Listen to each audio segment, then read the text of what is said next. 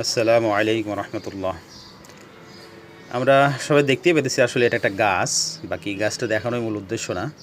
এটা ক্যাকটাসি ফ্যামিলির বা ক্যাকটাস বলি আর কি। মূলত যেটা বলার উদ্দেশ্য হলো যে অনেকেই যারা আমরা জানি যে গাছের একটা প্রক্রিয়া হলো যে সে সালোক সংশ্লেষণ প্রক্রিয়া অর্থাৎ ফটোসিনথেসিস প্রক্রিয়াতে গাছের সবুজ অঙ্গগুলো খাদ্য তৈরি করে।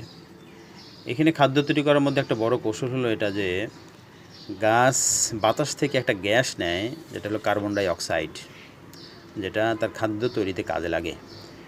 আমার এখানে প্রশ্ন হলো যে গাছ কেন কার্বন ডাই অক্সাইড নেয়, কেন অন্য গ্যাস নেয় না? নাইট্রোজেন আছে প্রায় বাতাসে 78% মতো, অক্সিজেন আছে প্রায় 20 ভাগেরও বেশি শতকরা। কিন্তু সকল গ্যাস যাদের পরিমাণ অনেক বেশি আছে ওগুলো গ্যাস বাদ দিয়ে কার্বন ডাই অক্সাইড অনেক কম পরিমাণ থাকে বাতাসে, তারপরেও সেটা কেন নেয়? প্রশ্ন হলো এইটা। কীভাবে খাদ্য তৈরি করে সালোক সংশ্লেষণ প্রক্রিয়ায়, এটা তো অনেকেই জানি যে গাছ নিচ থেকে মাটি থেকে পানি নেয়, বাতাস থেকে কার্বন ডাই অক্সাইড নেয়, আর তার ভিতরে যে ক্লোরোফিল থাকে সবুজ অঙ্গাণু যেগুলো, আর সেগুলো আর হলো সূর্যের আলো এর সহায়তায় সে খাবার তৈরি করে। এই কিভাবে তৈরি করে এর প্রক্রিয়া তো বিজ্ঞানীরা বা মানুষ গবেষণা করে বের করছে আলহামদুলিল্লাহ, কিন্তু কেন এইগুলো করে, কেন বাতাস থেকে কার্বন ডাই অক্সাইড নেয়, অন্য গ্যাস নেয় না? হ্যাঁ, এইটা বড় চিন্তার বিষয়। এখানেই বোঝা যায় যে এটা তার নিজস্ব আসলে কোনো এখতিয়ার না, কারণ মানুষ তো সেটাই নেবে যেটা কাজে লাগে।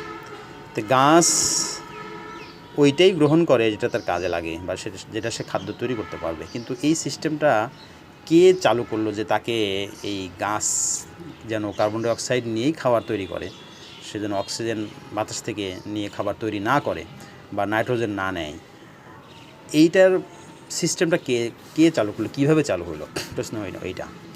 অবশ্যই কোনো এক সূক্ষ্ম পরিকল্পনাকারী আছেন যিনি এই সিস্টেমটা চালাইছেন যে বাতাস থেকে সে এটাই নেবে। যেমন আমরা রান্না করার সময় চাউলের মধ্যে পানি দেই, হ্যাঁ, পানি দিয়ে রান্না করি। তো অনেকে বলতে পারে পানি বদলে কেন আমরা অন্য কিছু দেই না, অন্য অনেক লিকুইড পদার্থ আছে। তো বলে যে না, এইটাই সহজ, এটাই উত্তম এবং এটাই বেটার, যে ভাত রান্না করার জন্য সে পানি দিয়ে রান্না করবে, ফুটাবে। তো এই জন্য আল্লাহ তো আমাদেরকে বোঝার তৌফিক দান করেন। এই জন্য চিন্তার বিষয়, প্রত্যেকটা উদ্ভিদ থেকেই, প্রত্যেকটা মাখলুক থেকেই মানুষ চিন্তা করতে পারে এবং সে তার রবকে খুঁজে নিতে পারে যে এগুলোর পিছনে একজন সূক্ষ্ম পরিকল্পনা করে আসেন, যিনি যেভাবে ডিজাইন করছেন, যেভাবে প্ল্যান করছেন, যেভাবে এই সিস্টেমটা করে দিচ্ছেন, সেভাবে সেটা চলতে থাকবে। আল্লাহ তাআলা আমাদের সবাইকে বোঝার তৌফিক দান করেন। এই জন্য মাখলুককে নিয়ে চিন্তা করা যে কেন, কীভাবে হয় এটা তো সবাই বুঝতেছে, কিন্তু কেন হয় এটার উত্তর বিজ্ঞানীরা দিতে পারে না। এইটাই হলো